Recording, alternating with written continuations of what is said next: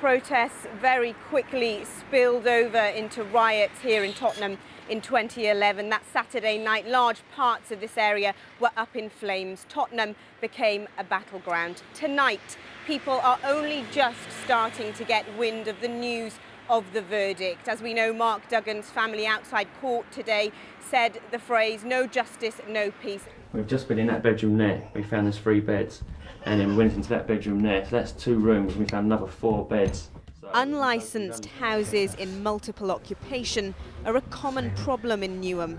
Tenants living in cramped conditions and landlords raking in the rent. If you go find the big room or like that, so we can't manage and we can't afford the that much room rent actually. So we have to manage that actually. You understand? Huh? We have to do that. With a chronic shortage of social housing and people being priced out of the rental market, the problem of HMOs and so-called sheds with beds is increasing. This window just next to East Ham Station is full of adverts for rooms to rent. And no doubt some of the landlords advertising here will be flouting planning regulations and exploiting their tenants. Well, what better place to premiere a film that was largely shot in the capital? And of course, London has been the colourful backdrop for so many of the films that Richard Curtis has written, produced and directed. And I'm delighted to say that Richard Curtis is with me now, along with one of the stars of his new film, Bill Nighy. Thanks for joining us. So Richard, first question, something that everyone's probably been asking you, is this really your last film? Are you really hanging up the clapperboard? I hope so.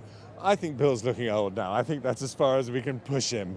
I think if I leave it any longer, he'll have to start playing grandfathers and knights.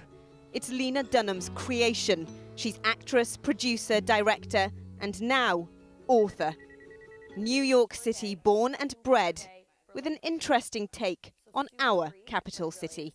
When I think of New York, I think of steam coming out of the drains. I think of Teenage Mutant Ninja Turtles. Amazing. Seinfeld, Woody Allen, pizza, amazing buildings. What do you associate with London? That's an amazing list of New York associations, especially Teenage Mutant Ninja Turtles. I would say I associate with London Charles Dickens, crumpets, Ab Fab, Topshop, scones, so all kinds of different carbohydrates, a more liberal relationship to having natural looking teeth, and general sort of, 1800s rats in the street, women picking up their petticoats. It's likely few people paid attention to a young man preaching Islamic doctrine, but he became well known as the man who killed Fusilier Lee Rigby in an act he described as a military operation. Do you think the extremist narrative is ultimately a fiction, and that for a lot of young people this is very much about the power of identity? The process of radicalisation is a combination of factors. 1 minute there'd be rapturous cheering. The next, contemplative silence. This is how these school children handled their moment with a figure they've read about in their history books. Prime Minister, there's nothing I cannot be. How do you propose to engage young people in the political system when they feel so disenfranchised? When you are behind in a race, you cannot afford to be discouraged. You must fight.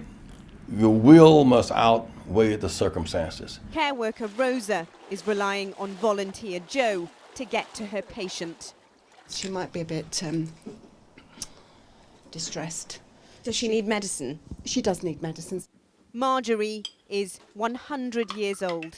I've got food coming in every day, and also my son insists out on my dining room table I've got tins and things that I can open if needs be. Just in case it gets worse? Yes, yes. Well, there's certainly plenty of glitz and glamour here on the red carpet tonight, Lucrezia, but the dazzling dresses and shiny shoes are nothing compared to the twinkle of anticipation in the eyes of the stars who are up for awards tonight. Earlier